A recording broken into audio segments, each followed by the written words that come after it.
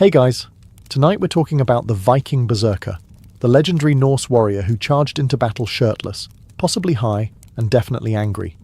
So before you get comfortable, take a moment to like the video and subscribe, but only if you genuinely enjoy what I do here. And let me know in the comments where you're tuning in from and what time it is for you. It's always fascinating to see who's joining us from around the world. Now, dim the lights, maybe turn on a fan for that soft background hum. And let's ease into tonight's journey together. Congratulations, it's a boy. A loud one. You didn't so much enter the world as blast into it, fists clenched, face red, and lungs at full capacity. The midwife says you howled for 7 uninterrupted minutes, which she claims is a local record. The village priest tried to bless you, but you bit his finger. Twice. From the start, you're not like other Viking babies. They coo. You growl, they nap, you glare at the thatched roof like it owes you silver. The family goat refuses to enter the longhouse when you're crying, which is most of the time.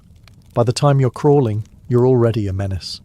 You've headbutted a hearthstone, bitten a sheep, and tried to fight your own shadow.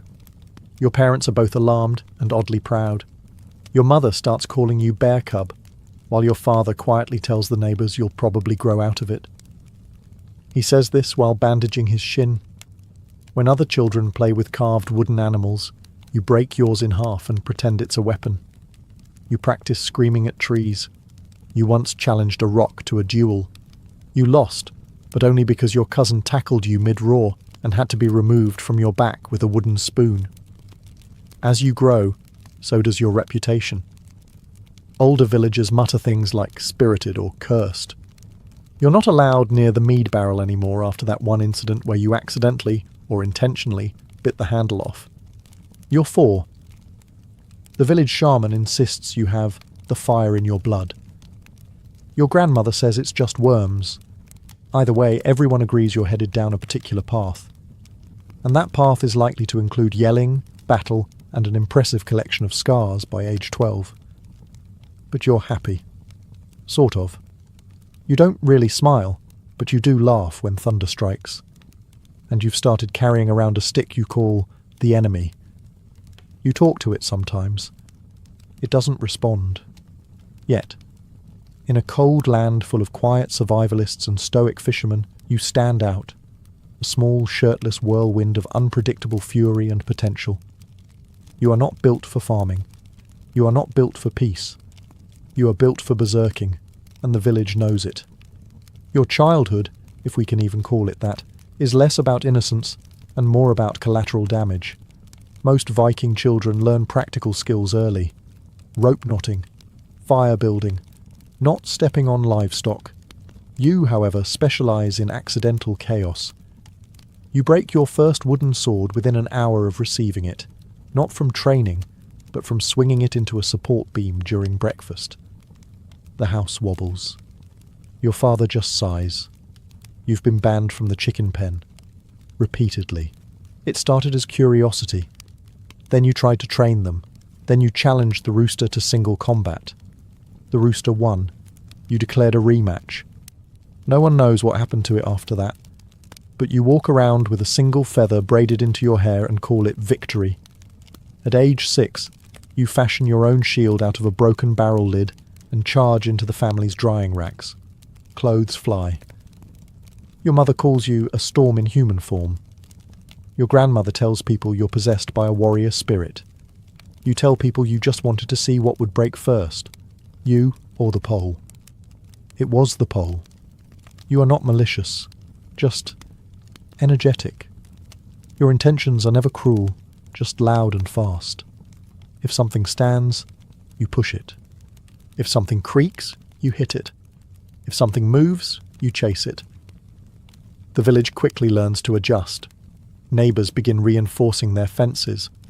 Local boys play farther from your house. Girls point at you and whisper. One brave child calls you goat-brained. You tackle him into a snowdrift and gain a nickname, Snowbreaker. You wear it proudly. Your only true friend is a sheepdog named Thoric, who follows you everywhere and occasionally saves you from your own decisions. Like the time you tried to scale the fish-drying scaffolds for training. You fell. The fish broke your fall. You still smell like haddock when it rains. Occasionally, an elder suggests you be sent to the temple for spiritual guidance.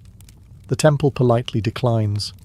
So you remain, a child of noise and splinters, always half covered in mud and stories. No one teaches you restraint. No one dares. Because even at age 7, it's clear you're not going to grow into a Viking farmer. You're going to grow into a Viking problem. By the time you turn 8, the village has stopped asking, "What's wrong with him?" and begun asking, "How do we point him at our enemies?" There's something in the way you glare at thunderstorms like you're trying to win a staring contest with the sky.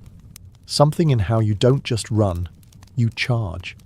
Through puddles, through fences, through things that weren't built to be charged through. Your appetite is the stuff of legend. You eat like you're preparing for winter, even in summer. At one feast, you accidentally ate 3 boiled eggs, 2 fish cakes, and part of a table centerpiece before anyone noticed. When they did, you were already gnawing on a ladle. Your body is a roadmap of bruises and splinters, and none of them seem to slow you down. The local healer gave up trying to keep up with your injuries, and now just gives you a reassuring pat on the back and says, "Try to aim for the soft parts next time." You've begun developing a laugh, not a joyful one, but a full-chested, "I just scared myself and liked it" kind of noise. You once laughed this way after falling off a roof. You broke a barrel, a crate of onions, and part of your arm. You insisted it was the best day of your life. You start carrying sticks the size of small oars and calling them battle staves. You give them names like Skull Tickler and Stick of Pain. You duel trees. Some trees lose. Your parents give up assigning chores. Every attempt at teaching you patience ends in something getting set on fire. Once it was a bench. Once it was your own tunic. You don't wear that style anymore. The village elders begin to talk, not in hushed tones, but in whispers thick with awe and concern. They say you might be Berserker born, touched by Odin, or possibly just cursed by too much goat milk. Either way, you are no longer just a rambunctious child. You are something more. Something untrainable. Something unshakable. Something that scares wolves and makes birds fly away when you walk past. You are becoming the very thing Norse mothers warn their children about, and your journey hasn't even properly started yet. At age 10, someone finally decides you should receive formal training. It's unclear who, since no one wants to actually be your trainer. Eventually, a one-eyed veteran named Gore the Limp volunteers, mostly out of boredom, or possibly revenge. Gore's idea of training is standing 20 feet away and shouting things like "swing harder" and "less teeth, more axe," while you flail wildly at straw dummies, tree trunks, and the occasional chicken that wanders too close. He doesn't correct your form, mostly because you don't have any. What you have is momentum, and the blind confidence of a boy who once tried to arm wrestle a weathered oak. Weapon options are limited. You are handed a practice axe so dull it could legally be called a spoon. You sharpen it against a rock. The rock loses. Next day, Gore gives you a heavier one. You say thank you by swinging it mid-conversation and knocking his drinking horn into a nearby fire. He nods. You'll go far. Other children train with discipline and precision. You train by charging at hay bales and screaming at birds. You aren't so much learning swordplay as developing a deeply personal relationship with chaos. You're also introduced to wrestling, a Norse staple. The first match ends with you suplexing a boy named Egil into a puddle so hard he develops a stutter. You help him up afterward and ask if he wants to be friends. He politely declines and moves to another village. There's no written curriculum, but it's clear you're being groomed for something special. People start referring to you not as a boy, but as a project. Gore says he hasn't seen such raw, unfocused rage since that time he headbutted a monk during a raid, and the monk won. The only structured lesson you enjoy is battle chants. Not for the rhythm, just because shouting in unison with other boys gives you a socially acceptable way to yell without being told to go outside. Again, you don't master footwork, or timing, or balance. What you master is unpredictability, the kind of unpredictability that makes grown warriors instinctively step to the side when you come running, because your training, while unconventional, is working. And the next step is fur, frenzy, and full-on berserking. At age 12, your reputation has grown larger than your actual body. You're known across 3 villages as that loud boy who headbutts things, and one farmer insists you made his scarecrow retire. It's time for a rite of passage, the bearskin ceremony, where you're officially inducted into the Berserker fold. No one explains what the ceremony will involve. One morning, Gore the Limp simply grunts, hands you a bucket of goat blood and says, "You'll need this." This does not calm you, but you're excited. In a mildly unhinged, foaming at the mouth sort of way. You are brought deep into the forest, where 5 large men stand in a circle around a fire. All of them are either shirtless, scarred, or muttering to themselves. One is all 3. They nod at you in that very Viking way, emotionless but somehow threatening. The first part of the ceremony involves painting runes on your chest with the goat blood. The symbols likely mean courage, strength, or possibly, "Please don't bite me." You try not to ask questions. You also try not to sneeze. Then comes the bearskin. It is enormous, smells like it fought its own funeral, and is draped over your shoulders like a heavy, hairy prophecy. It's unclear if the bear was killed in honourable combat or just dropped dead from smelling you. Either way, it fits. As the fire crackles and the older berserkers chant in deep, unintelligible tones, probably Norse, possibly just grunting, you are handed a horn of something vaguely alcoholic, definitely spicy, and absolutely suspicious. You drink it in one go. This is a mistake. Your eyebrows briefly try to exit your face. Now you dance, not gracefully, not well, just violently, like a thunderstorm having a tantrum. You stomp, howl, and wave your arms like someone being chased by bees. This is called becoming the bear. You are encouraged not to fall into the fire. You are also not forbidden from doing so. When the ceremony ends, you are given your new name.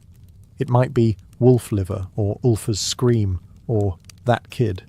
You're too dizzy to hear clearly, but it doesn't matter. You are now officially a berserker in training. Your enemies should start worrying, because you've been given the fur, and now you're learning to growl. Now that you're a junior berserker with a bearskin that smells like wet thunder, it's time to learn one of the oldest, most sacred parts of berserker culture. Pre-battle rituals, which mostly involve mushrooms. Not the kind you eat with stew. The kind you eat if you want to question reality and roar at clouds. No one explains exactly what these mushrooms do. They just hand you a fistful and say, "Chew fast." You chew fast. They taste like moss, goat sweat, and shame. Within minutes, your vision begins to vibrate, and the fire starts speaking in riddles. Someone burps near you and it sounds like a war horn. You are ready. You are now introduced to what the elders call berserker trance. The goal is to tap into your inner beast. Yours appears to be a confused elk with boundary issues. You don't care. You're grinning and growling, and your muscles feel like they're full of molten iron and reckless decisions. A training dummy is brought out. You don't wait for instructions. You charge, tackle it, and bite its neck. The elders are impressed. The dummy is less so. One of the older berserkers simply says, "Yup, he's got it." The mushrooms also come with drawbacks. Time starts to bend. You're not sure if you've been screaming for 10 seconds or 3 hours. You try to punch a shadow. It ducks. You accuse the ground of betrayal. Eventually, you tire yourself out mid-sprint and fall face first into a barrel of fish. The fish are fine. You smell like sadness and seawater for a week. Despite this, the ritual is considered a success. Not every berserker uses mushrooms. Some fast, some meditate, and others just rely on extreme amounts of rage and unresolved trauma. You, however, seem to thrive on the hallucinogenic option. You call it brain lightning. No one corrects you. The goal is simple, to become something more than human. Less man, more storm. The kind of force that terrifies enemies before your axe even lands. The kind of warrior that doesn't retreat. not because of courage, but because you forgot how directions work mid-frenzy. And that's what makes you special, dangerous, and honestly kind of hard to babysit. You're no longer just learning to fight, you're learning how to unleash the storm. It's finally time. No more practice, no more straw dummies, no more politely biting logs. You're about to enter your first real fight, and with it, your first full-blown berserk gang. That's the technical term for complete, glorious, screaming madness. You wake up on battle day with one clear thought: violence sounds good today. You don't eat breakfast, not because you're fasting, but because you accidentally crushed your meal with excitement. You do, however, accept the ritual mushroom snack. At this point, your stomach considers it a food group. Then comes the pre-battle dance, which is less dance and more collective shouting while hopping in place. You swing your axe around until someone reminds you that comrades are not the enemy. You grunt an apology and headbutt a helmet instead. This is considered progress. As the enemy approaches, the world begins to tunnel. You're vaguely aware of screaming. It might be yours. You grip your axe so tightly it creaks. Your eyes roll back just slightly, enough to worry everyone but impress Gore, who whispers, "He's ready." And then, frenzy. You charge, not walk, not jog, charge. Your legs forget coordination and switch to pure instinct. You leap, roar, flail, and swing with the grace of a walrus on fire, but the efficiency of a tornado with a grudge. Pain means nothing. You're grazed by an arrow and respond by biting a tree. A spear nearly gets you, and you high-kick its owner in the knee and keep moving. You tackle 2 men and don't stop until you forget who they were. You are every Viking's nightmare come true. This is Berserk Gang, a state where the body operates on rage, adrenaline, and very poor impulse control. Some call it divine possession, others call it psychological dissociation. You call it Tuesday. You scream until your throat is raw. You fight until your arms go numb. You are unreachable. Not even your comrades try talking to you. One gently pats you on the back with his shield to signal we're done now. You throw a log at him. He takes it as a compliment. When the dust settles, the battle is over. You're standing, barely, covered in blood, bruises, and bits of someone's helmet. No one says anything. They just stare. You blink twice and mutter, "Good warm-up." You are now, officially, a berserker. You may have noticed something during your first few battles, namely the distinct lack of anything remotely resembling armor. While other warriors suit up in mail, helmets, and strategically placed bits of boiled leather, you walk onto the battlefield dressed in fur, spit, and optimism. If you're feeling fancy, maybe you wrap a leather strap around your wrist. For fashion, not protection, berserkers don't wear armor.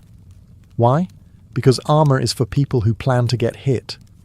Your strategy involves not getting hit by terrifying your enemies into running away or screaming themselves into submission.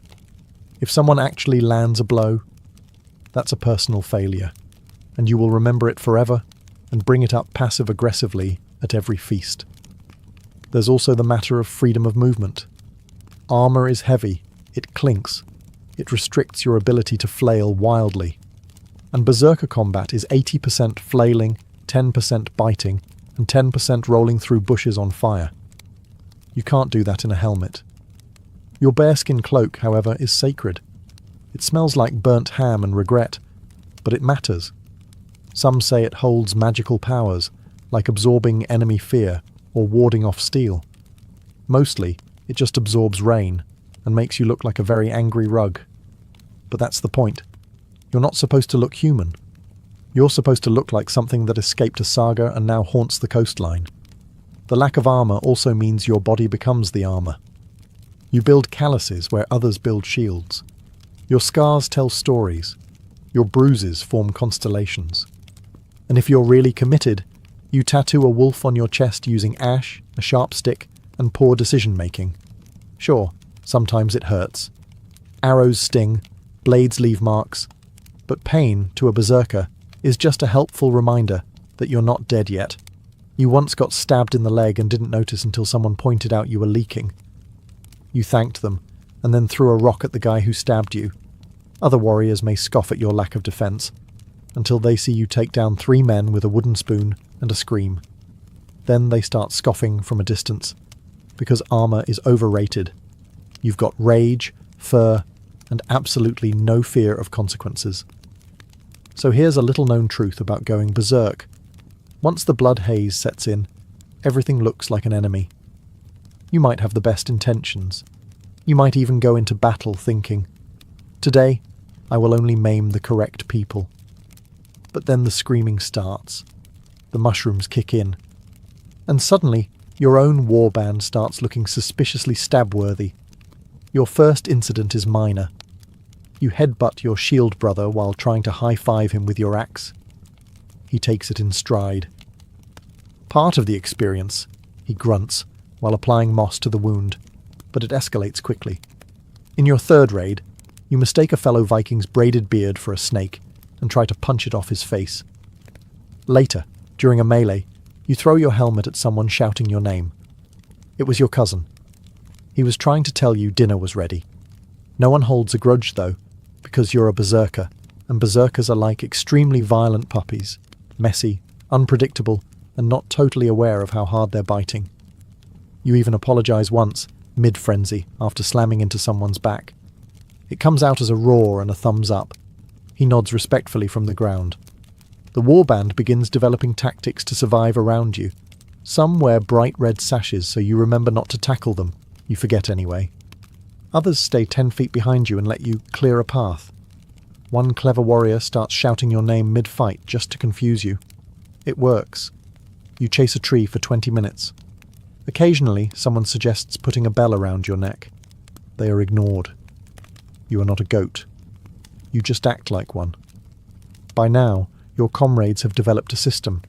If you charge in the wrong direction, they wait. If you roar at a tent, they know to give you 5 minutes and then quietly set it on fire afterward, so you feel accomplished. Despite the accidental injuries, no one wants to fight without you. Because sure, you might swing wildly, hit allies and bite a few ankles. But you also break enemy morale just by existing. You are a storm. And sometimes storms hit friendly boats. But they're still storms. By now, your name carries weight. Not respect exactly. More like a vague sense of unease. In neighbouring villages, you're known as that one with the twitch, or the boy who ate a shield. No one's quite sure if that last story is true, but you don't correct them. Because in the berserker business, myth is more useful than memory. Word spreads faster than you do. Before you even arrive, people hide their goats and reinforce their fences. Children whisper your name during storms. Some adults do too. Especially the ones who still remember that time you mistook a feast for a fight and flipped 3 tables before someone handed you a leg of lamb and gently redirected you toward the food. In battle, enemies hesitate when they see you. Not because you're tall or fancy, you're not. You're usually barefoot, shirtless, and bleeding from somewhere. But your eyes say, "I don't know who you are, and I don't care. I just need something to scream at." This psychological warfare is your greatest weapon. You don't have polished armor or fancy technique. You have reputation, and that's far scarier. But reputation comes with a price. Damage control. After every battle, the cleanup begins. You usually wake up with a headache, covered in someone else's blood, clutching a tree branch you've named Victory. A priest offers a prayer. You grunt. He backs away. You've accidentally broken 3 longships, twice by stepping on them, scared off a diplomat by growling during a council meeting, and once tried to wrestle a statue. You lost, but only technically.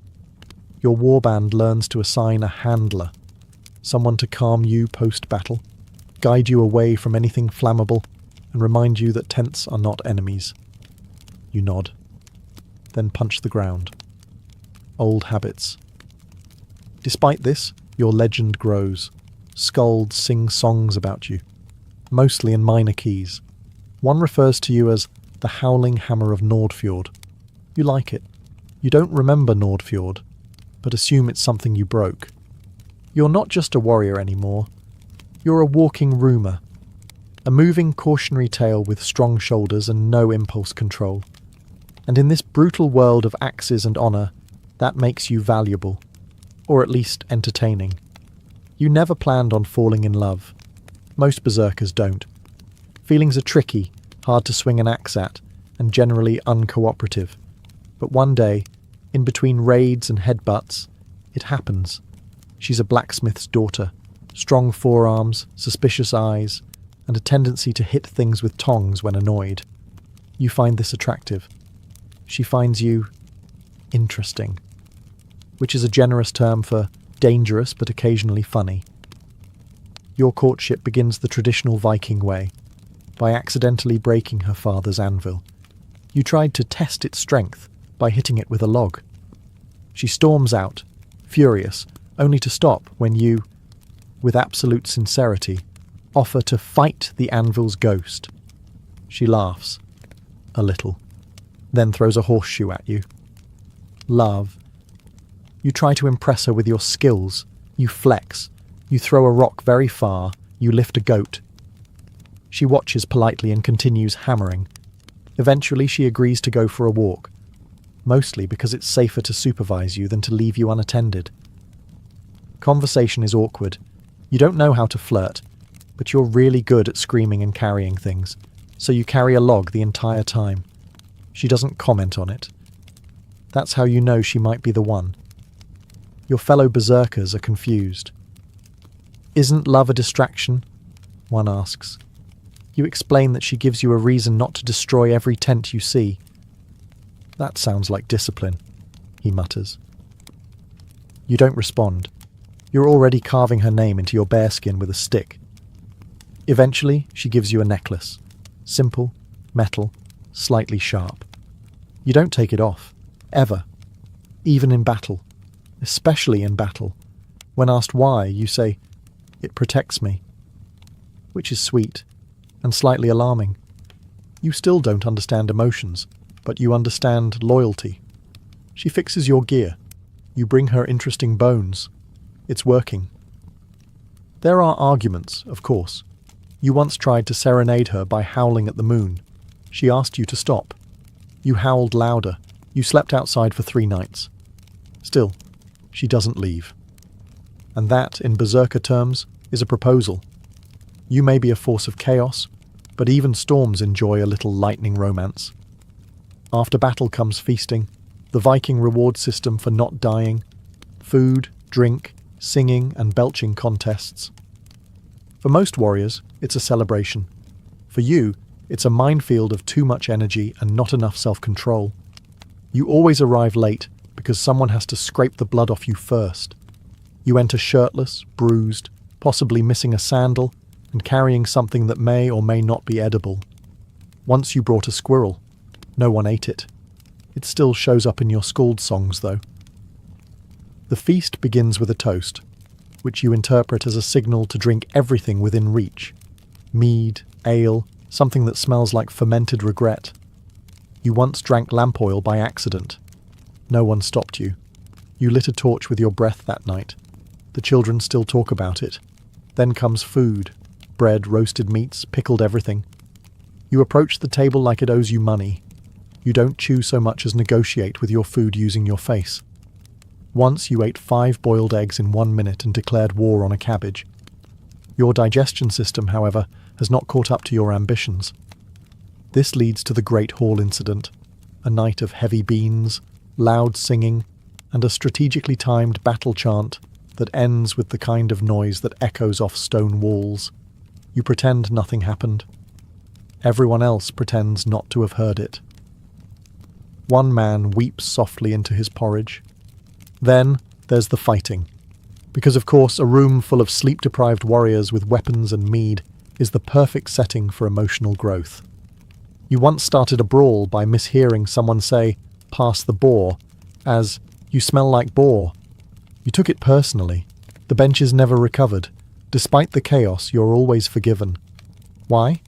Because you entertain. You fight with passion. You eat with conviction. and your flatulence once scared a wolf away from the village. That's considered contribution. By the end of the night, you're asleep under a table, clutching a ham bone and humming a war song to yourself. Because berserkers don't just rage in battle, they party like the apocalypse too. Every great berserker has one story they don't talk about. Yours is known simply as the sheep incident. It starts like any other raid, a longship, a coastal village, and the smell of overconfidence. You're pumped. You've had your mushrooms. You're wearing your battle bear skin backwards for intimidation reasons. No one corrects you. No one wants to die today. The plan is simple. Raid a small settlement, take some silver, break a few fences for fun. You arrive. The village is empty. Suspiciously empty. No guards, no screaming, just a lot of sheep. Most warriors would pause. You charge. You leap off the ship, howling, and sprint straight into the first woolly blur you see. It's a sheep. It does not fight back. You take this as submission and declare victory. The others follow, mostly out of confusion. You begin attacking structures with unrestrained enthusiasm. One of them turns out to be a chicken coop. You are pecked aggressively by 5 hens and a rooster named Olaf. You retaliate by headbutting the sky. It's unclear who wins. You eventually enter what looks like a sacred hut and knock over an altar. Turns out it was someone's kitchen. You eat 2 loaves of bread and a candle. You only realize it was a candle when it starts burning your throat. You growl. The candle regrets everything. It becomes obvious. This wasn't a village. It was someone's summer pasture. A farmer shows up, alone, elderly, carries a rake and a look of mild irritation. You scream. He squints. You charge. He throws a turnip at your head. You retreat. This becomes the official end of the raid. Back at camp, no one says anything. One warrior softly mutters, "We stole a goat." You nod solemnly. Another adds, "And we burned a cabbage patch." You say, "It looked threatening." The Skalds try to spin it into a tale of courage. They fail. You're remembered as the berserker who conquered a flock and lost to root vegetables. You try to defend yourself. The sheep were looking at me funny. You insist. They nod. They've heard worse. And yet, your legend still grows. Because sometimes what makes a berserker memorable isn't just victory. It's volume. You're older now. Not wise exactly, but the kind of older where your knees crack when you crouch and people no longer flinch when you raise your axe, because they know it takes a full minute to swing. Your beard is greying. Your scars are doubling as weather predictors. You've begun telling war stories to anyone within earshot, children, travellers, livestock. You once told a barrel for 3 hours before realising it wasn't listening. Didn't matter. It was still a great story. You've achieved something few berserkers do. Survival. Most of your kind burn out early. Too much rage, too many mushrooms, not enough ducking. But you? You've dodged death by sheer unpredictability. Even the gods don't know what you'll do next. Your name is spoken with respect, or at least volume. Some say you're half bear, half wolf, half madman. No one does the math. They just nod. You've trained a few young warriors, tried to pass on the berserker craft. You taught one to roar from his stomach. You taught another how to tackle a tree without apology. You even taught a third how to scream, "I am the wind," mid-fight. He now runs a bakery, but still screams it during dough kneading. You don't raid as much anymore. Your last attempt ended in you getting stuck in a doorway and blaming the architecture. Instead, you guard the village, stand by fires, and grumble like a particularly irritable mountain. Occasionally someone brings you a mushroom. You sniff it and mutter, "Not today, hallucinations." Your companion, the blacksmith's daughter, still puts up with you. She rolls her eyes when you growl at thunder. You roll yours when she tells you to wash your cloak. Neither of you listens. That's love. And so your legacy becomes not just war, but presence. Children play berserker by throwing sticks and yelling. Elders mutter, "You remind me of him," whenever someone kicks over a bench. Your legend is no longer just about chaos. It's about survival. laughter, and very poor table manners. You may not live forever, but your stories will, loudly, inaccurately, and probably involving sheep. No one lives forever.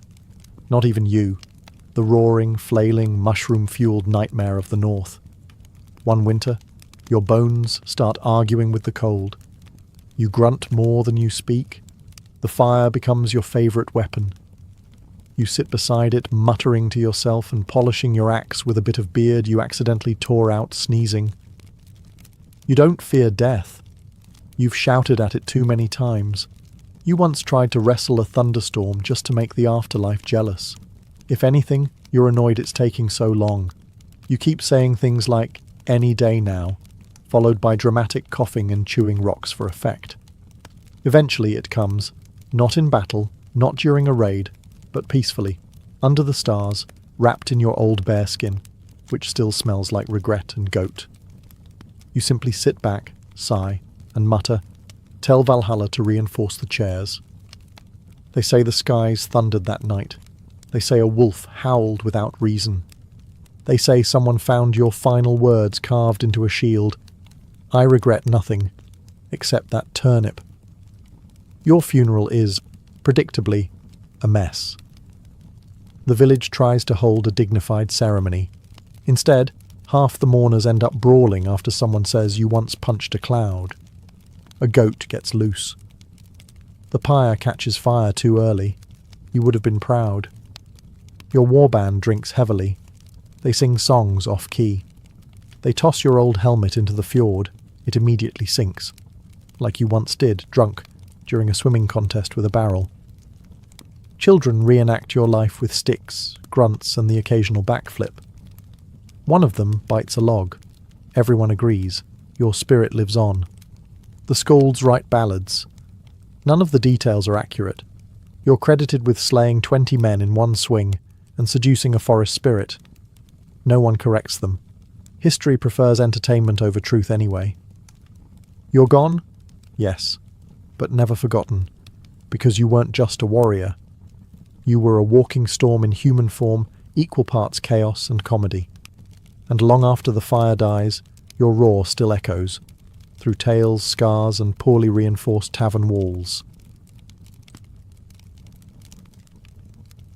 When you picture a Viking, your brain probably jumps to the usual clichés: blood-soaked axes, snarling beards, and maybe a little too much BO. But here's the twist. Those battle-hardened Norsemen were surprisingly obsessed with their appearance. Behind the myths of savagery, there was a culture that valued grooming, cleanliness, and a well-put-together look. That's right. Your average Viking might have been cleaner than you on a lazy Sunday. Archaeologists digging up Viking graves and settlements didn't just find swords and drinking horns. They found tweezers, razors, ear spoons, and combs. Lots and lots of combs. Not cheap ones either. These were carefully carved from bone or antler, sometimes inlaid with delicate decorations. We're not talking about utilitarian tooth scratchers.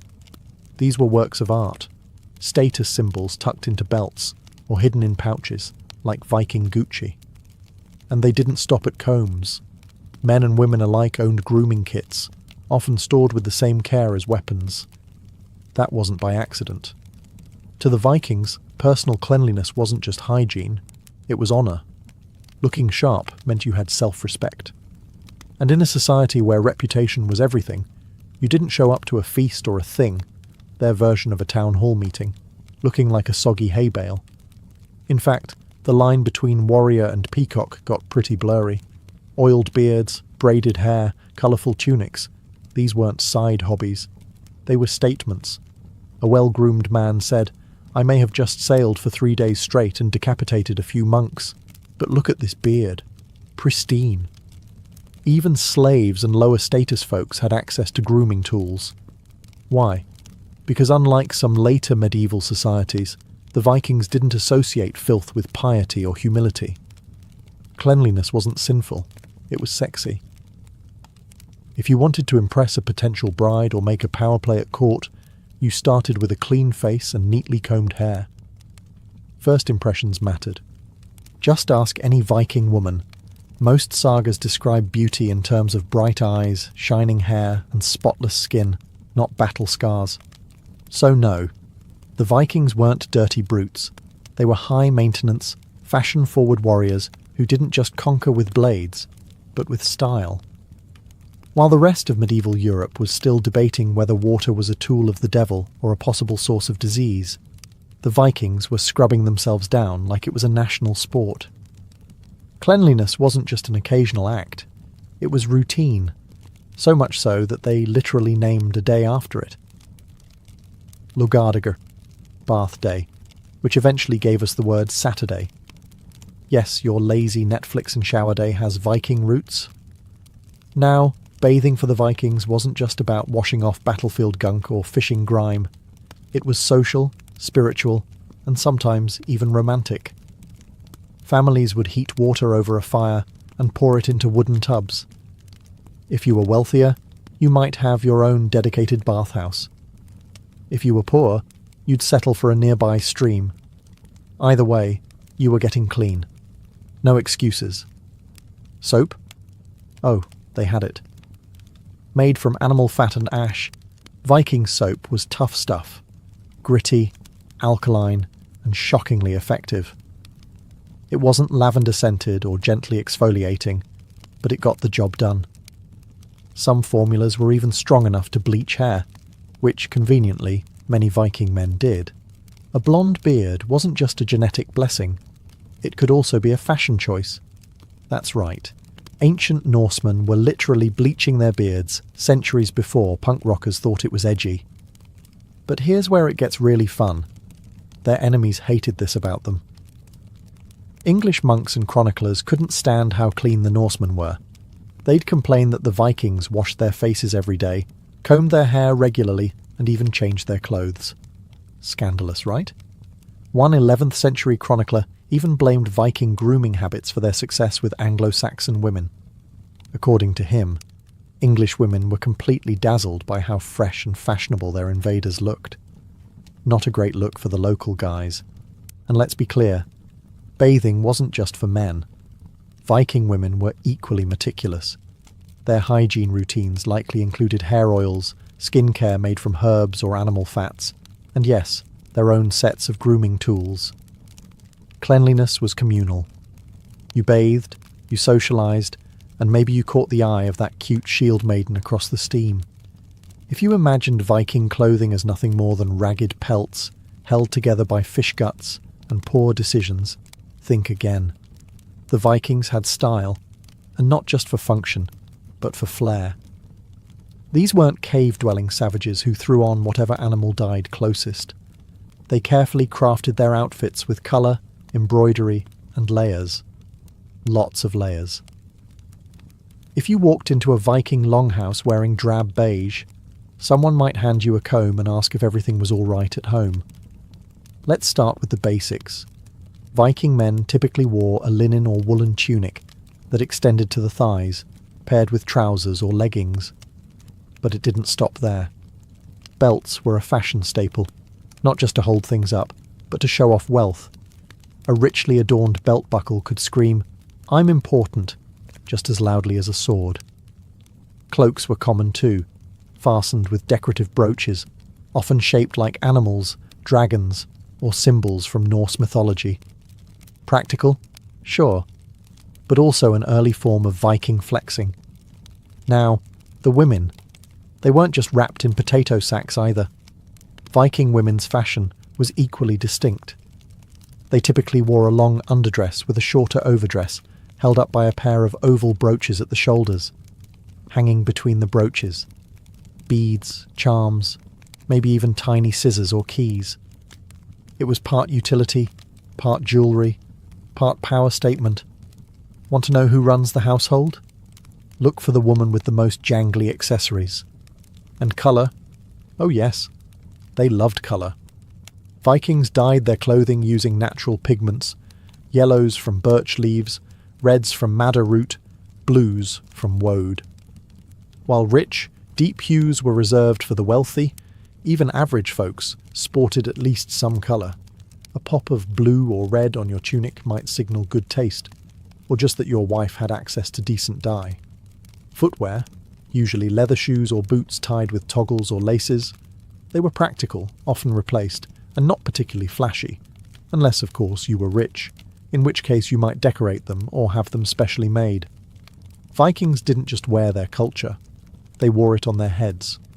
From intricately braided locks to perfectly shaped beards, hair was a statement of strength, identity, and yes, sex appeal. Forget the shaggy, unkempt manes you see in gritty TV dramas. Real Vikings treated their hair like armour for the face, carefully crafted and worn with pride. Let's start with the beard, a sacred canvas for the Norseman. Short, long, forked, braided or squared off, a Viking's beard was his signature. It wasn't just about growing one, it was about sculpting it. Beard oil, likely made from rendered animal fat mixed with herbs, kept things soft and shiny.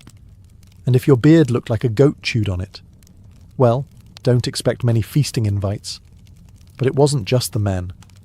Women also took immense pride in their hair.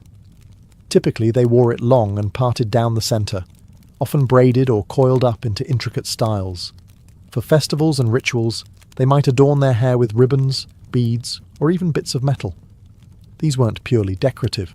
They signalled status, family ties, and sometimes even availability. Yes, Viking hair could flirt before you even said a word. And braiding. Oh, they loved a good braid.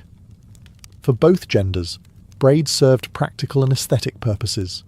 They kept hair tidy during farming, sailing, or raiding. But they also looked impressive, especially when interwoven with leather cords or coloured thread. Imagine a warrior walking into battle with a beard braided in the shape of runes, equal parts intimidation and art project. Some warriors also partially shaved their heads, leaving long hair or braids at the back, a dramatic look that may have roots in regional or tribal identities. It gave enemies something to remember, if they survived the encounter. Haircare tools? Vikings didn't mess around. They had combs, razors, and tweezers, often carried in pouches or hung from belts. Some even had small mirrors made from polished metal, because how else would you check if your braid game was still on point after sailing across the North Sea? Hair wasn't just style. It was identity, honour, and sometimes even spiritual protection. Whether you were a shield maiden or a blacksmith, your hair told a story. And like any good saga, it was worth maintaining. You might think of Vikings as rugged and practical, and you'd be right. But practical didn't mean boring. These people loved their bling. Jewellery wasn't just decoration, it was currency, status symbol, family heirloom, and personal branding all in one. A well-dressed Viking didn't leave home without some glitter, whether they were headed to a feast or a full-on raid.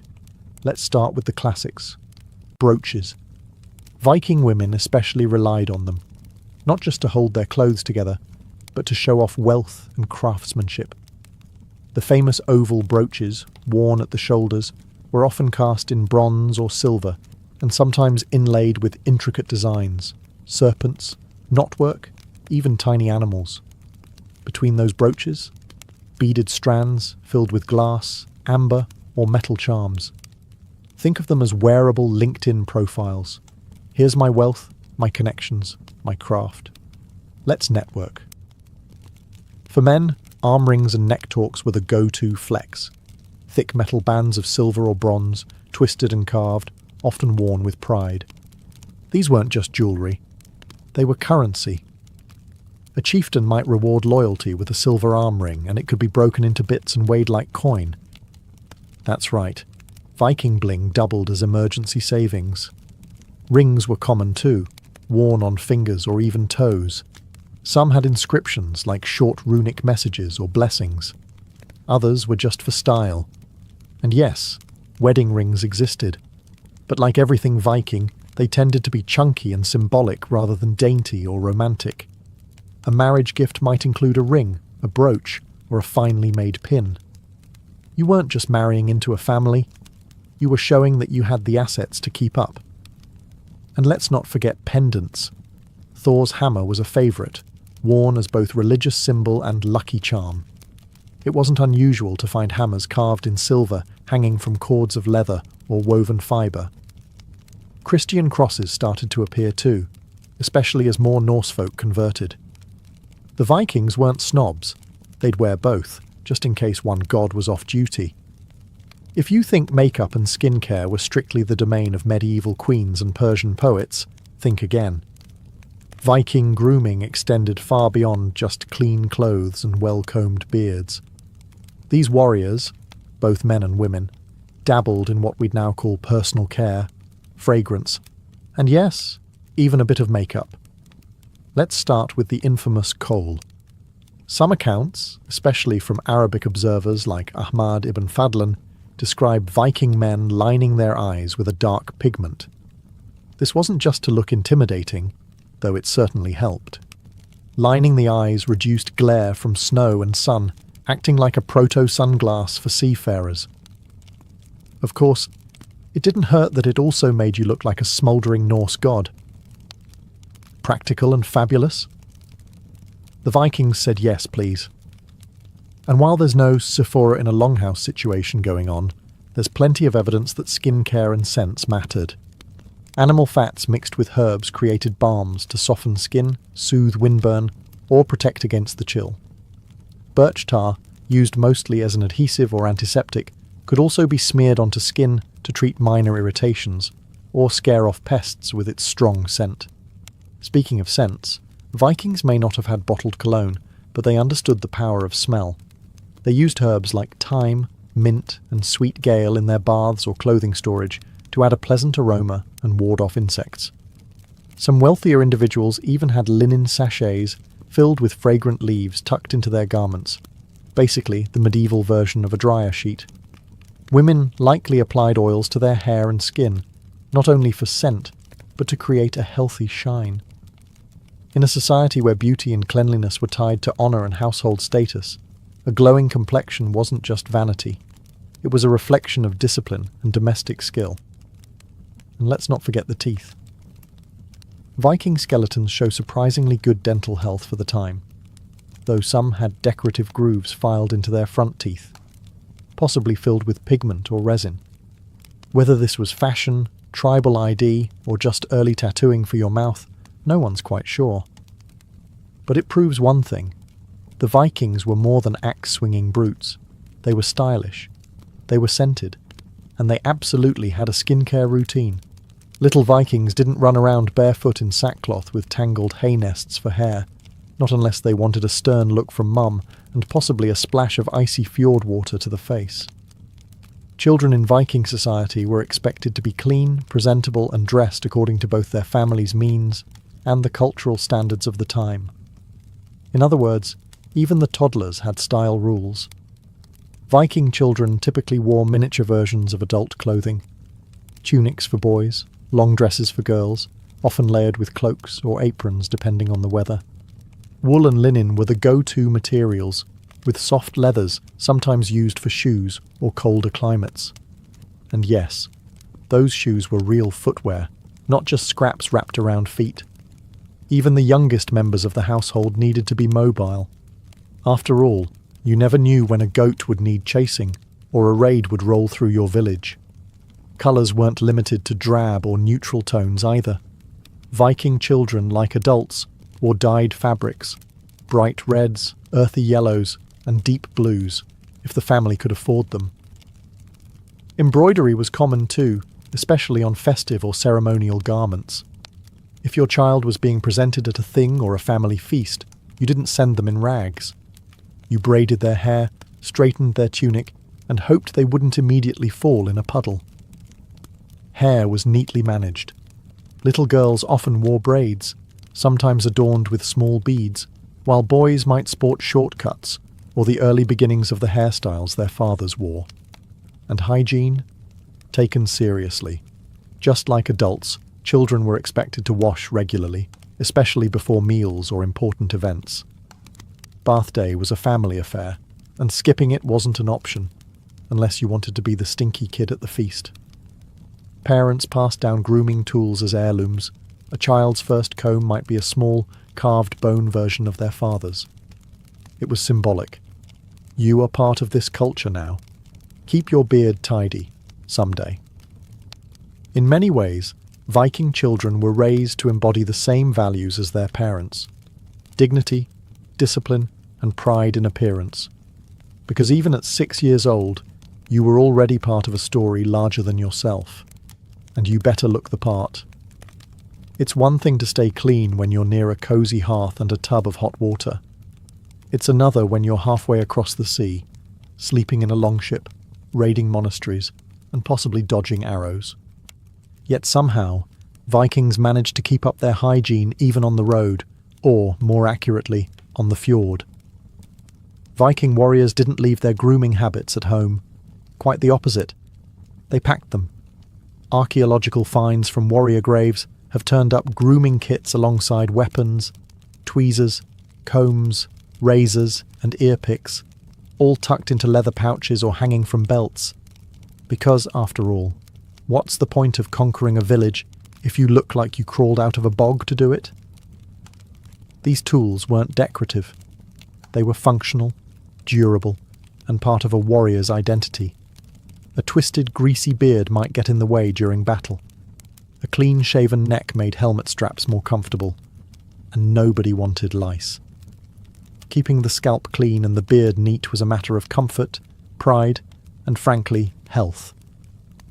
Viking razors were sharp, simple, and sometimes even curved, perfectly suited for shaving with a steady hand and a stream-side reflection. Even clothing on campaign was maintained. Vikings carried sewing needles and waxed thread, patching holes and reinforcing seams. Looking put together wasn't about vanity. It was about utility. Torn garments got snagged in combat. Loose shoes made you slow. And wet wool. A recipe for hypothermia. So they mended, dried and folded like warriors with a knack for domesticity. Water sources were essential during travel. Vikings often set up camp near rivers or springs, not just for drinking but for washing. Bathing might not be luxurious on the move, but a quick rinse with cold water beat nothing. And when possible, they heated water in pots and improvised bathing stations. Not quite a spa, but a far cry from the medieval grime most people imagine. And yes, even during raids, presentation mattered. Viking sagas often describe heroes washing their hands and combing their hair before battle or feasting. That wasn't just poetic. It was real. Because whether you were about to swing a sword or steal a silver chalice, you did it with clean fingernails and a well-oiled beard. If you've been picturing Vikings as muddy, meat-sweating beasts with axes in one hand and fleas in their hair, it's time for a reality check. The myth of the filthy Norse brute, wild-eyed, dripping in blood and grime, was largely built by their enemies. And let's be honest, if you just got raided by a stylish, muscular seafarer who also smelled like juniper and mint, you'd want to make him look bad in the history books too. The truth is, Vikings were some of the cleanest and best-groomed people in early medieval Europe. Compared to many Anglo-Saxons or Franks, who viewed bathing as suspicious at best and sinful at worst, the Norse obsession with hygiene made them look like walking contradictions. How could someone be both barbaric and better at skincare? Monks from Christian territories wrote about Norse hygiene with an odd mix of admiration and revulsion. They hated the fact that Viking men combed their hair, changed their shirts regularly, and took weekly baths. One monk even whined that Norse invaders were too successful with local women because they were always combing their hair, bathing every Saturday, and changing clothes often. Translation: they're hot and we hate it. Even today, popular media gets it wrong. Shows like Vikings or the Northmen do better than older portrayals, but still tend to overplay the grit. In reality, a Viking showing up to a feast in torn clothes and matted hair would be more likely to get side-eyed than celebrated. Status, honour, and reputation were everything, and that included how you looked and smelled. Did every Viking walk around looking like a runway model? No. Life was still rough, and survival came first. But the idea of cleanliness, order, and personal pride ran deep in their culture. A warrior's appearance was part of his strength. A woman's hair and dress reflected the honour of her household. Even in death, Vikings were buried with combs, razors and grooming kits, because the afterlife deserved a polished version of you too. In most of ancient Greece, a respectable woman was quiet, hidden and obedient, basically invisible in public life. But walk into Sparta, and you'd find something radically different. Spartan women didn't just exist, they owned land, opinions, muscles, and, quite frankly, a lot of power. While Athenian women were locked away in domestic quarters, Spartan women were walking confidently through the agora, managing estates, and verbally sparring with men in public. No one told a Spartan woman to know her place. She already knew it, right next to power. From the moment a Spartan girl was born, she was raised to be strong, outspoken, and independent. Girls were given nearly the same physical training as boys, running, wrestling, throwing javelins, not because they were expected to fight, but because strong mothers were believed to produce strong warriors, and Sparta needed warriors like crops need rain. Their entire society was built around warfare, and the next generation of soldiers had to come from hardy, disciplined mothers. Unlike their Athenian counterparts, Spartan women were educated. They could read, write, and most importantly, speak. Spartan women were known for their cutting wit and sharp tongues. Many quotes survive of them delivering stone-cold one-liners to husbands, sons, and even kings. One mother, handing her son his shield, famously said, "Come back with it, or on it." That wasn't metaphorical. That was the standard. Then there was the matter of property. In Sparta, women could inherit and own land, a radical concept in the ancient world. By some estimates, Spartan women controlled up to 1/3 of all property. When the men were off dying gloriously in wars, it was the women who ran the economy, managed households, and kept things moving. They didn't just have influence, they had agency. They chose when to marry, they negotiated dowries, and they weren't confined to silence. A Spartan woman could openly challenge a decision, especially when it affected her household or her sons. If you thought arranged marriages were cold and boring, you haven't met the Spartans. In their militarized world, even romance came with strategy, and a touch of theatrical kidnapping. Spartan marriages didn't begin with candlelit dinners or swooning glances. They started with a ritual abduction. Yes, seriously. To get married in Sparta, the groom had to pretend to steal the bride. But don't let the word abduction fool you. This wasn't a crime. It was a performance, steeped in symbolism and tradition. Here's how it worked. Once a marriage was arranged, typically by the families, often with political or economic interests in mind, the groom and his friends would sneak into the bride's household and abduct her. She was taken to a secret location, where an older woman would shave her head, dress her in a man's cloak and sandals, and lay her down on a straw pallet. Now, why the androgynous makeover? That's still debated, but it likely had to do with Sparta's rigid gender expectations. The bride had to be symbolically unsexed, perhaps as a way to mark the transition from girlhood to womanhood, or to reflect the masculinity that Spartan society prized. Shaving her head was also a way to tie the ritual to the military identity of the polis. After all, femininity was fine, but toughness was mandatory. The groom would then visit her in secret, under the cover of night, sometimes for months. By day, he stayed in his barracks with the other men, following strict military routines. By night, he'd sneak away for these trysts with his wife. It was both romantic and incredibly awkward, a clandestine honeymoon that could last well into the first year of marriage. This strange custom reflected the balancing act Spartan society demanded. Warrior discipline above all, but reproduction was a duty to the state. Men weren't allowed to move in with their wives until they were 30, and even then, military obligations came first. So you've been ritually abducted, your hair's been shaved, you're officially married, congratulations. Now pack your things and go back to your parents' house. Because in Sparta, being married didn't mean moving in together. In fact, One of the strangest aspects of Spartan marriage was how long couples spent living apart, sometimes years. Spartan men were expected to live in military barracks until they were 30. This wasn't optional. From the age of 7, boys entered the agog, the state-run education and training system that forged them into warriors.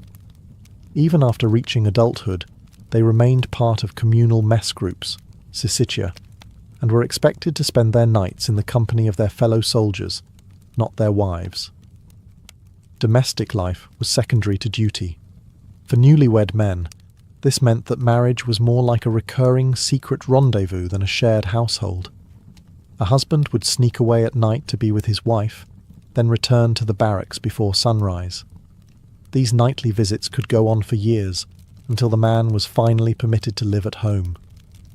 The idea wasn't to deprive them of intimacy, it was to ensure that family life never distracted from military discipline. As for the women, they remained at home, managing property, raising children, and maintaining the household. But don't imagine them pining by the hearth. Spartan women were famously independent and economically powerful. With their husbands away, they ran estates, supervised helot labourers, and took part in civic life. Some even grew wealthy, controlling land, influencing local politics, and commanding respect in ways unthinkable in other parts of Greece. This odd arrangement didn't stop Spartans from having children. In fact, producing strong offspring was a civic duty. Some sources suggest that if a man was deemed too weak, another stronger man could be invited to father children with his wife, all with the state's blessing. The goal was not romance or personal fulfillment. It was the survival and supremacy of Sparta. In Sparta, motherhood was not a gentle affair. It was a civic mission. Spartan women weren't praised for embroidery or piety. They were celebrated for producing strong sons who could serve the state. Giving birth wasn't just personal, it was patriotic. Every child was a future warrior, or the mother of one, and the stakes were sky high. From a young age, girls were trained for this role. Not just in the household arts, but physically. Running, wrestling, discus throwing, all these exercises weren't just for sport. They were meant to ensure healthy, capable mothers who could bear robust children. A weak mother, the Spartans believed, would bear weak soldiers, and Sparta had no room for that. When a Spartan woman gave birth, her child was immediately examined by the state. If the newborn appeared frail or deformed, it could be abandoned, left at the foot of Mount Taygetus, exposed to the elements. As brutal as this sounds, it reflected the Spartan obsession with strength and survival. There was no tolerance for perceived weakness. Only the strong would be raised, trained, and eventually contribute to the warrior machine. But for women who did produce healthy sons, status was elevated. Spartan mothers held immense influence, not through politics, but through legacy. A woman who had lost multiple sons in battle might receive public honours. She wasn't pitied, she was revered. Her sacrifice was seen as noble, almost sacred. Mothers would tell their sons to return with your shield or on it, meaning come back victorious or die trying. Interestingly, women were not just baby factories. They had a say in their children's upbringing, particularly before the boys were handed over to the agog at age 7. Until then, mothers shaped their values: pride, endurance, discipline. Girls, meanwhile, stayed with their mothers and were moulded into the next generation of Spartan women, strong, smart, and unafraid to speak their minds. Lineage also mattered. Noble Spartan women came from the warrior elite, and their family connections could impact marriage prospects and land inheritance. But regardless of class, a mother's greatest pride, and the ultimate mark of honour, was in raising a child who could serve the state. While women across much of the ancient world were treated like property, Spartan women owned property, and lots of it. In fact, by some estimates, they controlled nearly a third of all land in Sparta. That wasn't just a historical footnote. It was a seismic shift in gender norms. In a society where men were constantly away training or fighting, Women stepped into the economic driver's seat and never gave it back. This wasn't some accidental loophole. Spartan law allowed women to inherit property from both their fathers and their husbands. And since so many Spartan men died young in battle, widows were common, and often quite wealthy. But these women weren't just passive landholders. They actively managed estates, directed labourers, mainly helots, and negotiated business dealings. They were landowners, estate managers, and economic power brokers, all rolled into one. This made Spartan women extraordinarily influential. They had wealth, they had authority, and they had autonomy. They didn't need male guardians to represent them in court or public dealings like Athenian women did. A Spartan woman could act in her own name, a rare privilege in the ancient world. But with all that power came suspicion, especially from outside observers. Non-Spartan writers like Aristotle complained bitterly about how much control Spartan women had. He blamed them for the decline of Sparta, calling them unruly, indulgent, and too influential for their own good. In truth, he was probably just deeply uncomfortable with the idea of women being more economically independent than the average Athenian male. Within Sparta, however, this arrangement made sense. Men were warriors. They lived and died for the state. If they were to be absent from home for most of their lives, someone had to keep the economy running. That someone was the Spartan woman. It wasn't feminism. It was function. But the result was the same. Women who were educated, empowered, and economically self-sufficient. They didn't just marry warriors. They bankrolled them. In a culture so obsessed with discipline and warfare, you'd think beauty and fashion would be afterthoughts. But Spartan women weren't just strong. They were striking. And unlike their Athenian counterparts, they didn't hide behind veils or stay cloistered indoors. Spartan women walked boldly in public, unashamed of their bodies, their opinions, or their presence. In Sparta, beauty wasn't about softness.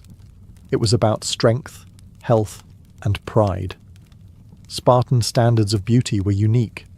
Pale skin and frailty, the hallmarks of aristocratic women in other Greek cities, were not desirable here. A tan meant you trained outdoors. Muscles meant you could run, wrestle, and bear strong children. Spartan women were admired not just for their looks, but for the power those looks represented. They didn't strive for delicacy. They radiated vitality. Their clothing reflected this attitude. While women in Athens were wrapped in layers of fabric that kept them modest and immobile, Spartan women wore the peplos, a simpler, more functional garment. But Spartan peploi were often shorter, even slit up the side, allowing for freedom of movement. This shocked the rest of Greece. To them, Spartan women seemed scandalously underdressed. But to Spartans, this practicality was just common sense. Hair was typically worn long and loose, symbolizing freedom and maturity. There's no evidence of elaborate cosmetics routines. Spartan women weren't painting their faces to please men. Beauty came from fitness, cleanliness, and confidence. It was a physical extension of their inner discipline, and they weren't confined to the shadows. Spartan women could be seen at festivals, athletic competitions, and religious ceremonies. They sang in choruses, danced in public, and even competed in their own games. This visibility was unheard of elsewhere in Greece. In Athens, a woman's honour was tied to how rarely she was seen or heard. In Sparta, a woman's reputation began with her public voice. This open presence unnerved many Greek observers. They saw boldness where Sparta saw virtue. They saw shamelessness where Sparta saw pride. But the truth was simple. Spartan women weren't ornamental. They were active citizens, commanding attention not through makeup or jewellery, but through presence, strength, and the unapologetic confidence of someone raised to be seen. If you imagine ancient women as quiet, submissive, and sweetly spoken, Spartan women will shatter that fantasy with a single cutting remark. These women were not only educated, they were famously outspoken. In a world where most women were silenced by custom or law, Spartan women were encouraged to speak their minds. And when they spoke, They didn't whisper, they roared. Unlike Athenian girls, who were usually uneducated and confined to the home, Spartan girls were schooled in both mind and body. Literacy was common. They learned poetry, music, dance, and perhaps most importantly, the art of speech. In a society where verbal sparring was nearly as respected as physical combat, Spartan women held their own, and often delivered the final blow. Historical sources are filled with quotes attributed to Spartan women that still hit like verbal daggers. When a mother was told her son had died bravely in battle, she replied, "I bore him for that very purpose." Another, upon learning her son had fled, allegedly said, "Why do you still live?" Brutal. Absolutely. But these weren't heartless women. They were simply steeped in a culture where loyalty to the state outweighed personal emotion. Their sharp wit wasn't just reserved for their children. Spartan women routinely mocked cowardice in men, even their own husbands, and praised valor. A woman might lose all social respect if her son or husband showed weakness. Conversely, if they died gloriously, she was honored, almost sacred. In Sparta, strength of character and tongue was a feminine virtue. This reputation spread far beyond Laconia. Greek writers from other city-states often commented on the unfeminine nature of Spartan women, their bold voices, their public presence, their refusal to be subdued. But Sparta didn't care about Athenian opinions. It cared about results. And a woman who could command attention, raise warriors, and speak like a general. That was a woman to be respected. Even in myth and memory, Spartan women stand out not for passivity, but for presence. They weren't just mothers and wives. They were mentors, guardians of discipline and verbal gladiators. In a city built on strength, silence wasn't golden, it was suspicious. And a Spartan woman with a sharp tongue? That was just another weapon in the arsenal. In most of ancient Greece, marital fidelity was a one-way street. Men could stray, women could not. But in Sparta, even sexual politics were unconventional. Spartan marriage didn't revolve around romantic love or monogamy. It was about biology, duty, and ensuring a steady stream of future warriors. And sometimes that meant bending, or outright breaking, the typical rules of fidelity. Spartan society was deeply pragmatic. The state's survival depended on a strong army, and a strong army required strong children. So if a husband was too old, too weak, or too frequently away on campaign, it wasn't unthinkable for a Spartan wife to be paired, temporarily or semi-officially, with another man, purely for reproductive purposes. This wasn't scandalous. It was statecraft. There are accounts of older men lending their wives to younger, fitter men to produce healthy offspring. Sometimes permission was given, sometimes it was arranged quietly. And if a woman herself identified a strong, reputable Spartan and wanted to bear his children, she could, with her husband's blessing. The key factor wasn't jealousy or morality. It was strength, lineage, and civic benefit. This has led to debates about whether Sparta practiced polyandry, one woman having multiple husbands, especially since male citizens were often away for years. While it wasn't official policy, practical arrangements like shared wives or fathering agreements did exist. But it's important to note, this wasn't about love triangles or free love. It was about breeding the best soldiers possible. And children born of these unions were fully legitimate, provided both parties were citizens. The state wasn't concerned with whose name went on a birth record. It cared about the quality of the next hoplite. Of course, this reproductive flexibility wasn't available to everyone. It was limited to full Spartan citizens, the elite Spartiates, whose declining numbers made each birth a matter of national interest. The helots and lower classes weren't afforded the same agency or choices. Still, this unique approach gave Spartan women a level of sexual autonomy unseen elsewhere in the Greek world. While Athenian women were cloistered to preserve their chastity, Spartan women were trusted, even expected, to make decisions about reproduction that aligned with the state's needs. In Sparta, your love life wasn't just personal, it was political. and babies, they weren't just blessings, they were strategic assets.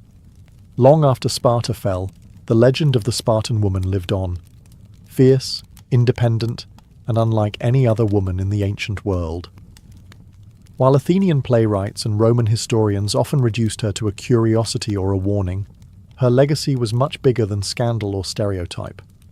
She embodied a rare combination of discipline, authority, and respect. And for that, she has echoed through time like a spear striking bronze. In her own era, the Spartan woman was a walking contradiction. She was a landowner in a patriarchal world, a public speaker in a society that silenced women, a figure of beauty whose body was admired for strength rather than softness. She didn't hide behind a veil or await instruction. She instructed. She ran estates, raised warriors, made cutting political observations, and even directed reproductive decisions, all while operating within one of the most rigidly militarized societies ever known. She was no feminist in the modern sense. Her freedoms were granted by a brutal system built around male warfare. But within those constraints, she achieved a level of autonomy that other Greek women could only dream of. And she did it without apology. Her influence wasn't confined to her lifetime.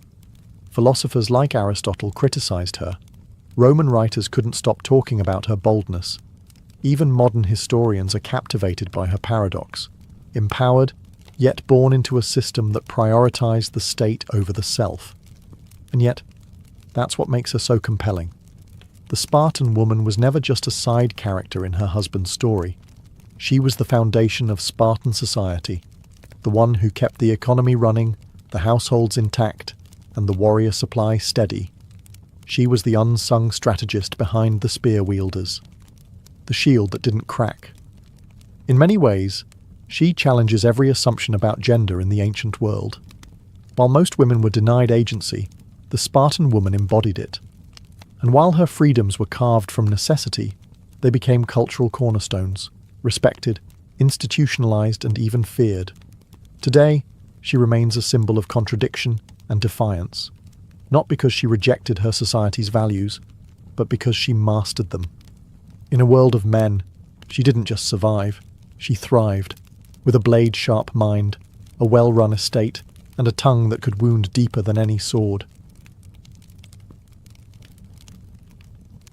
In Sparta, death wasn't a tragedy. It was a test, a final measure of whether a person had lived in service to the state. Unlike the lavish funerary customs of Athens or Egypt, Spartan death rites were stripped bare of emotion and ornament. No long public mourning, no ornate grave markers for the masses. In fact, most Spartans were buried anonymously. A nameless grave wasn't shameful, it was expected. Only two types of people were given the honour of having their names carved in stone: warriors who died in battle and women who died in childbirth. Everyone else, no matter how respected in life, was buried quietly, without commemoration. Why? Because in the eyes of Sparta, the ultimate sacrifice wasn't living well. It was dying for the state. For men, that meant death on the battlefield. Not from illness, not in old age, and definitely not in bed. A warrior who died clutching his shield in formation was a hero. A man who died from slipping in the bath? Forgotten. Spartans believed that to fall in battle was the only noble end, the culmination of a life shaped by the brutal agoge training and years of military service. It was an honourable discharge, with no return ticket. For women, it was a different battlefield, the birthing room. If a woman died giving birth, she was seen as having fulfilled her highest duty, producing the next generation of warriors. Like the male soldier, she had faced pain and risk for the sake of Sparta's survival. Her death, too, merited a grave marked by name. Everyone else, the merchants, elders, craftspeople, even those who died peacefully after a long life, received a modest burial and were left unmarked. Their service was appreciated but not glorified. The logic was brutal but consistent. Sparta honoured sacrifice, not sentiment. Mourning was kept brief, just a few days, and loud lamentation was discouraged. The focus wasn't on sorrow, but on legacy.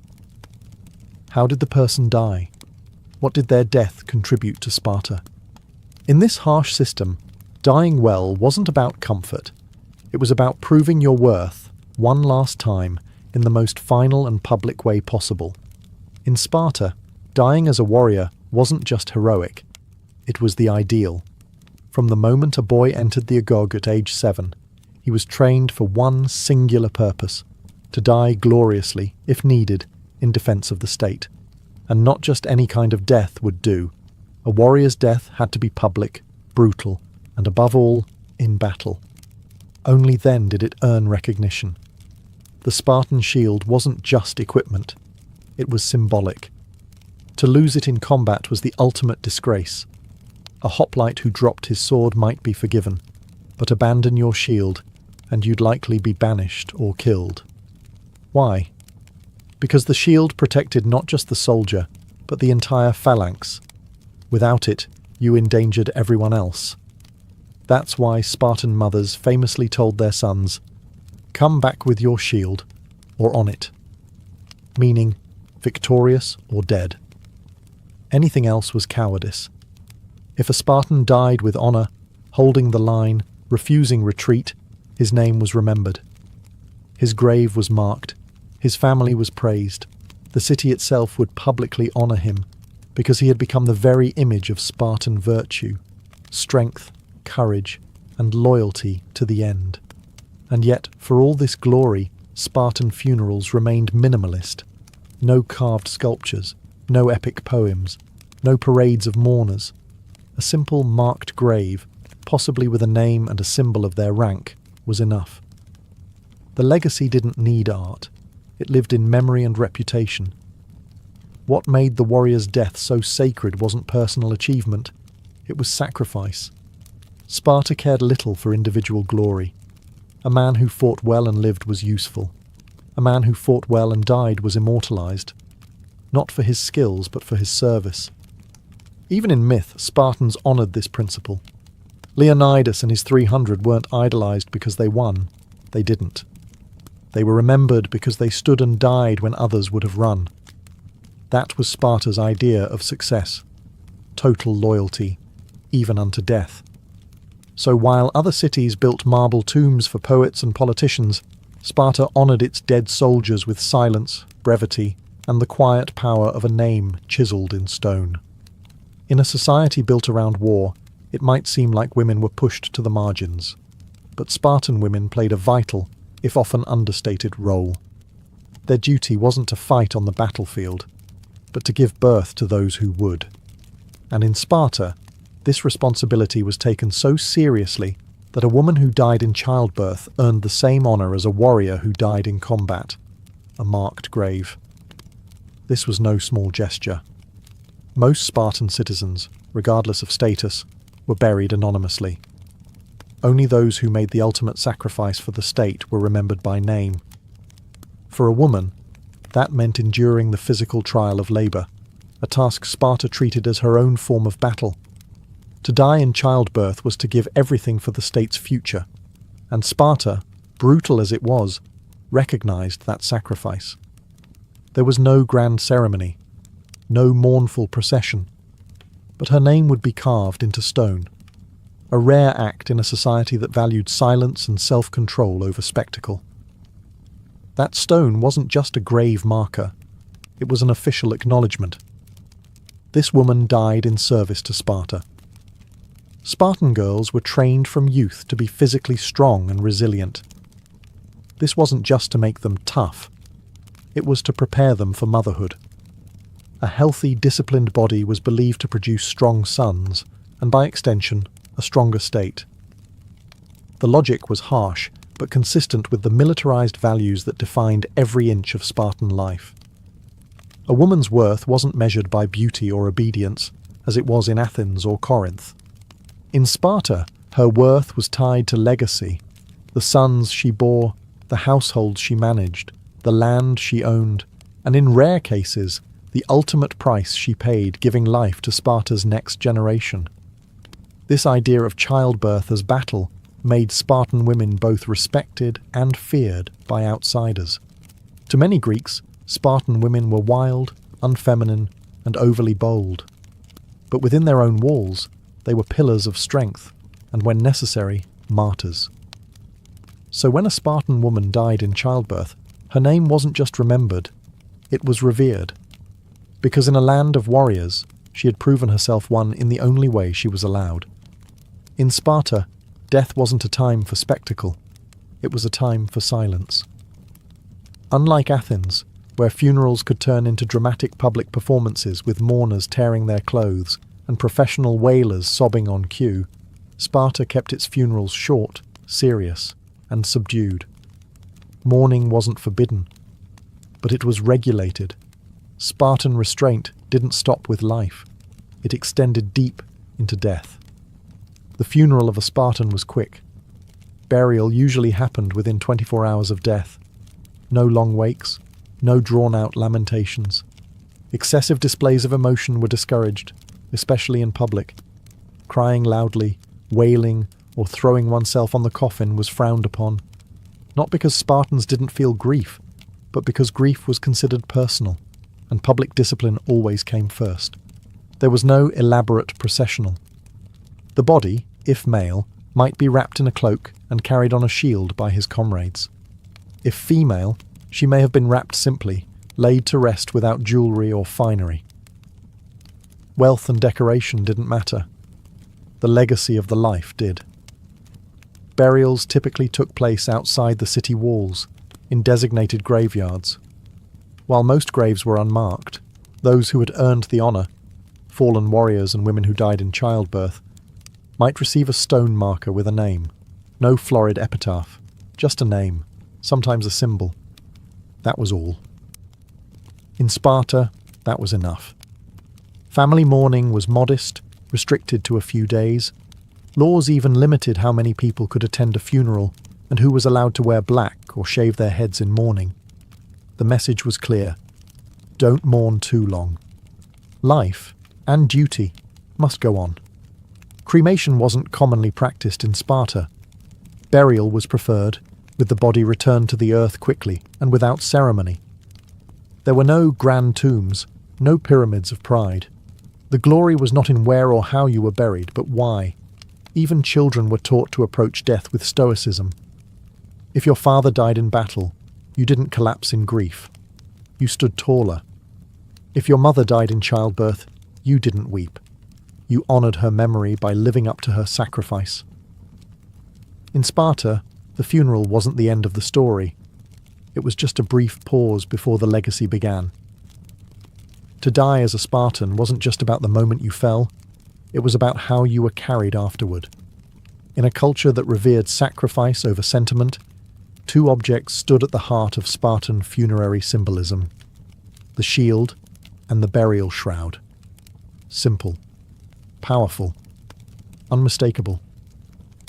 The shield wasn't just battlefield equipment, it was a deeply personal item, the one piece of armour a Spartan was never allowed to lose.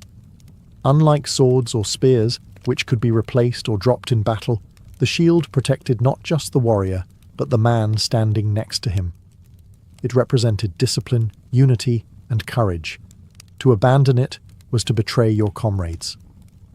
That's why Spartans said, "With your shield or on it." It was both a battle cry and a burial instruction. When a Spartan warrior fell in battle, he was often carried home on his shield. That flat surface, now silent and bloodied, became his final bed. It was a public statement. This man did not run.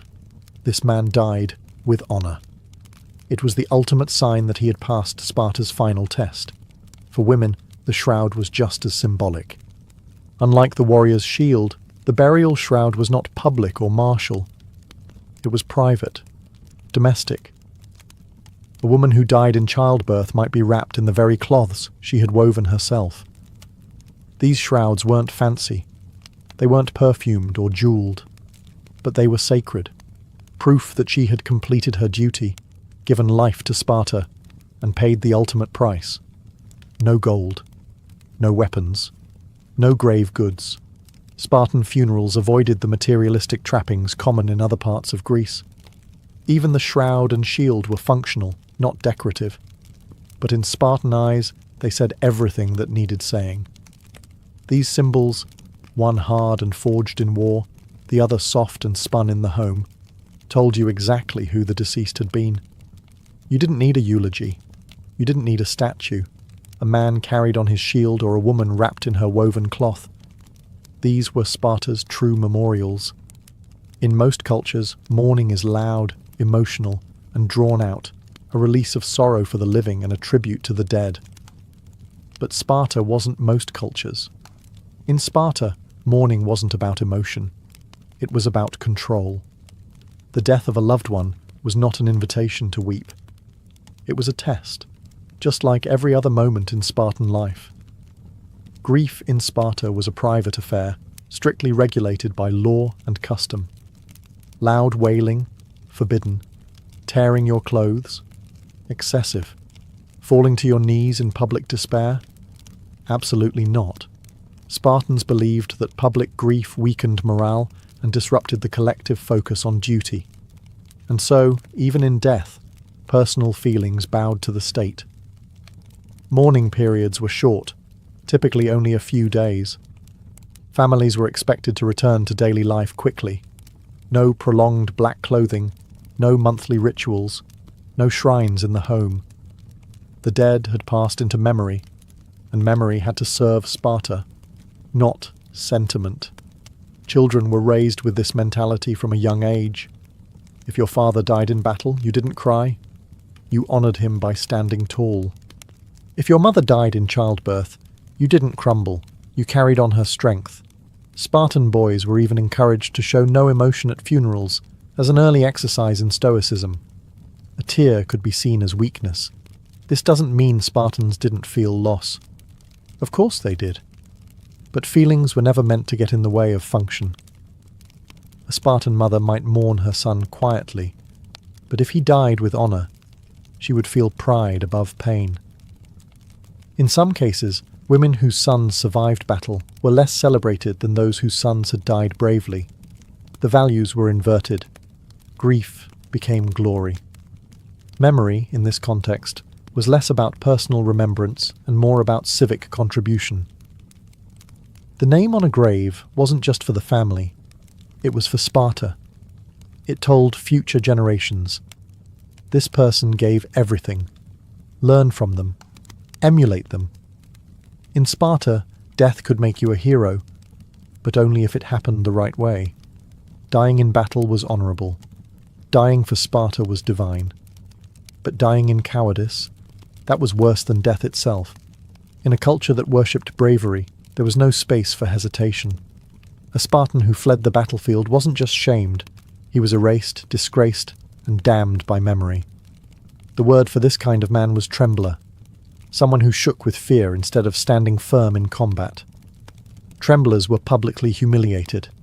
They were forced to wear cloaks with patches of different colours to mark their disgrace. Their beards were half-shaved, a visual announcement that they had failed to uphold their duty. And their shame was communal. They couldn't marry, they couldn't hold office, and they couldn't sit beside honourable men in public events. They were ghosts in their own city. And if they died after having fled, there was no redemption, no name on a stone, no recognition, not even anonymous burial with the rest. The city might bury the body, but it wouldn't mourn. The man would be remembered, if at all, as a warning, not a warrior. It's worth noting that Spartans didn't demand suicidal charges or foolish bravery. Strategic retreat in the name of a larger tactical goal was one thing, but abandoning your comrades to save your own skin, that was the ultimate betrayal. This same strict moral code applied even within the family. A mother might disown a son who came back alive but dishonoured. Some mothers are even recorded as having opened their doors only to slam them shut in the face of a living but cowardly child. A brutal gesture, yes, but in Sparta, honour was not negotiable. Cowardice didn't just stain the individual, it stained the bloodline. A cowardly death meant your family name was associated with weakness, a death sentence for reputation in a society where legacy was everything. In Sparta, where the individual often took a back seat to the collective, burial sites reflected the city's austere and disciplined values. Unlike the grand tombs of Athens or the elaborate necropolises of Egypt, Spartan graves were intentionally simple, a stark reminder that in death, as in life, humility and service were paramount. Most Spartans were buried outside the city walls in communal graveyards. These sites were functional, not decorative. Graves were unmarked pits or shallow earth mounds, often without any lasting memorial. The lack of personal monuments underscored a cultural emphasis on the collective over the individual.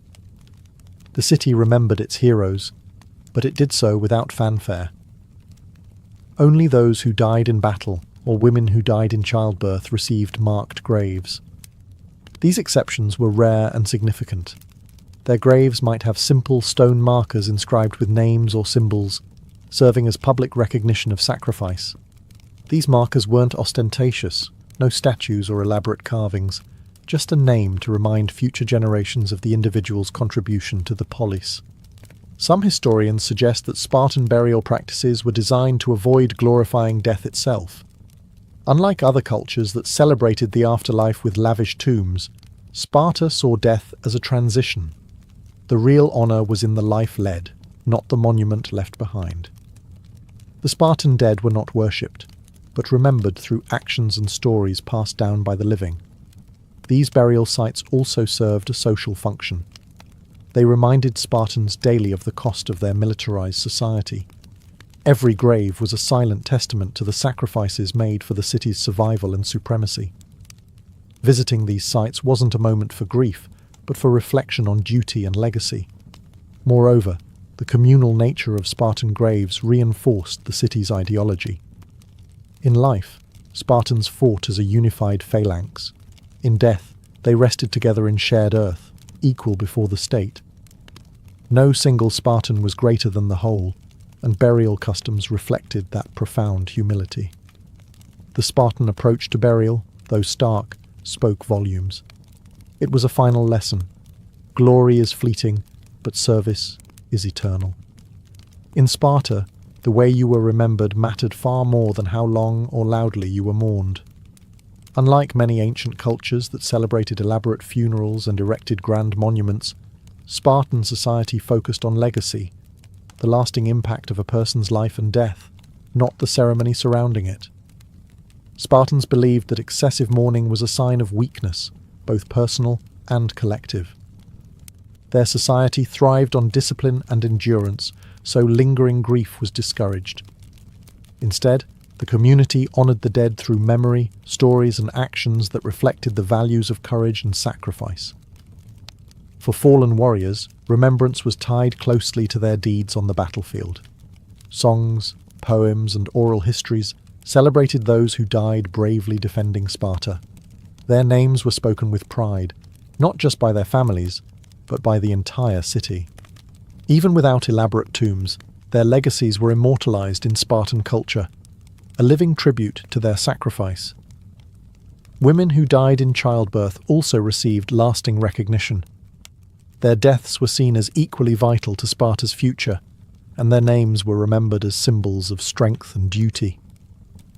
In this way, Spartan women were honored as integral to the city's survival, not merely as passive figures. The Spartan ethos extended beyond individual families. Memorials and public commemorations were less about personal loss and more about reinforcing collective identity. Annual festivals and rituals often included honoring the dead as exemplars of Spartan virtue, inspiring the living to embody the same courage and discipline. This focus on legacy also shaped Spartan education. Boys were taught to see death not as an end, but as a passage into immortal honor. They learned that dying well secured their place in the community's memory, a powerful motivator that tied personal conduct to public duty. The Spartan approach may seem harsh by modern standards, but it forged a resilient society where death was neither feared nor excessively lamented. Mourning was brief, but remembrance was enduring.